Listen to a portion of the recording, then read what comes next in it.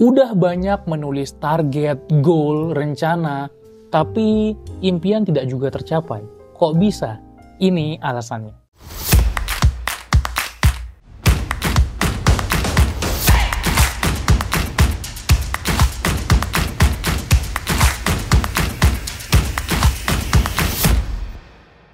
Halo, balik lagi di channel Pembelajar Produktif bareng gue Umar Al-Faruqi yang membagikan tips seputar pengembangan diri dan produktivitas. Jangan lupa untuk ikuti juga konten-konten menarik lainnya di Instagram, TikTok, serta podcast Spotify. Cerita Pembelajar. Ketika kita mau meraih goal-goal kita, biasanya kita punya keinginan dari dalam diri kita, dalam hati kita, yang kita sebut sebagai motivasi intrinsik. Dan dari situ kita mencoba merencanakan, membayangkan kalau kita benar-benar bisa mencapainya, dan menuliskan goal kita. Tapi tidak cukup sampai situ saja. Terkadang hanya sekedar menuliskan saja membuat kita tidak kunjung memulai, atau setidaknya memulai namun tidak meraih apa yang kita inginkan. Kok bisa seperti itu? Karena berbeda orang yang sekedar ingin saja dengan orang yang sungguh-sungguh mau mewujudkan impiannya. Orang-orang yang sekedar ingin saja akan punya keinginan, akan punya rencana, akan punya target yang biasa saja. Orang-orang yang sungguh-sungguh mau meraih goalnya akan mendapatkan hasil sesuai apa yang dia inginkan. Karena dia memberikan yang terbaik, dia memberikan 100% untuk meraih goal tersebut. Gue pernah ngobrol dengan teman-teman gue dan di situ kita menyimpulkan satu hal. Setiap orang pasti akan sukses, pasti akan berhasil kalau sungguh-sungguh melakukannya. Di bidang apapun, di kondisi apapun. Kuncinya adalah seberapa kita sungguh-sungguh. Apakah kita sekedar tertarik untuk mencapai impian kita, atau benar-benar ingin, benar-benar sungguh-sungguh mau mencapai impian tersebut. Mana yang kamu pilih? Nah, untuk kita benar-benar sungguh-sungguh mencapai goal kita, ada 4 hal yang bisa dilakukan. Yang pertama adalah mempunyai tujuan yang jelas.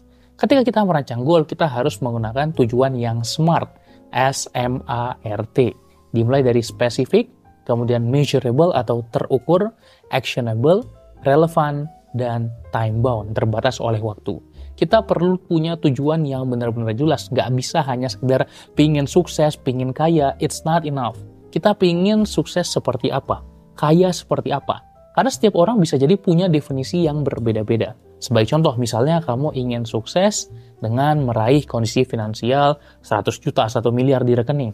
Maka target kita menjadi jelas. Atau kita ingin bisa menjadi seorang content creator yang punya 100.000 subscriber, 1 juta follower. Itu akan menjadi tujuan yang benar-benar jelas. Kemudian yang kedua adalah menjaga komitmen level. Apa itu komitmen level?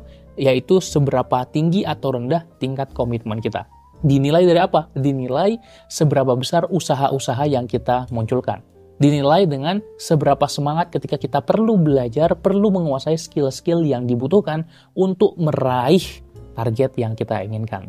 Dan ketika kita benar-benar sungguh-sungguh karena kita punya komitmen level yang tinggi, maka kita pun akan semakin mudah mengejar yang kita cita-citakan tersebut. Yang ketiga, yang paling menarik adalah menuliskan dan menggambarkan target tersebut. Kita perlu benar-benar menggambarkannya, memvisualisasikannya, membayangkannya. Mungkin kamu pernah tahu teknik yang mengaitkan law of attraction atau visualisasi, creative visualization, bagaimana kita benar-benar membayangkan apa yang kita inginkan benar-benar sudah tercapai. Nah, salah satu tips yang mau aku berikan ke kamu adalah membuat vision board. Ini adalah contoh vision board aku, yang mana tidak hanya menuliskan goal saja, tapi menampilkan setiap goal-goal yang kita mau capai dalam bentuk visualisasi gambar. Ketika kita menuliskan goal kita, menempelkannya di dinding kamar kita, maka kita akan terpicu mencapai goal tersebut. Soalnya kita akan ingat terus, kita akan baca terus, kita akan ulang-ulangi terus. Daripada kita tidak menuliskan sama sekali.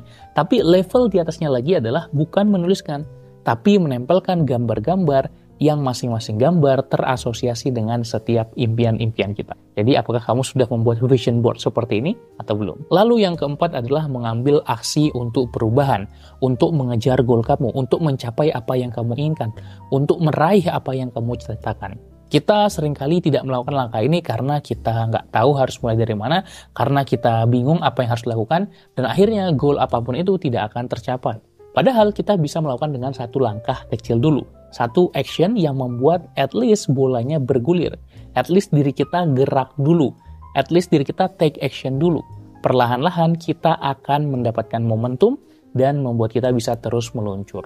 Dimulai dengan coba ngulik orang-orang yang sudah mencapai goal yang kita ingin capai, melakukan apa saja sih? Apa saja sih yang dipelajari oleh orang tersebut? Apa yang mereka lakukan yang kita belum lakukan?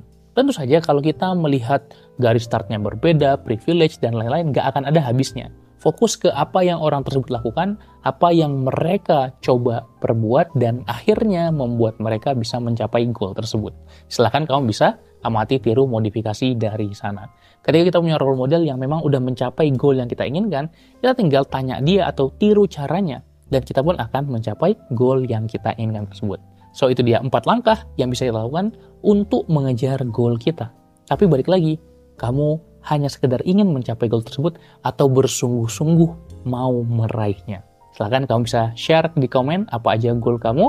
Jangan lupa untuk subscribe channel Pembelajar Produktif dan bagikan ke teman-teman lo. Kita jumpa lagi di video berikutnya. Terima kasih, salam pembelajar.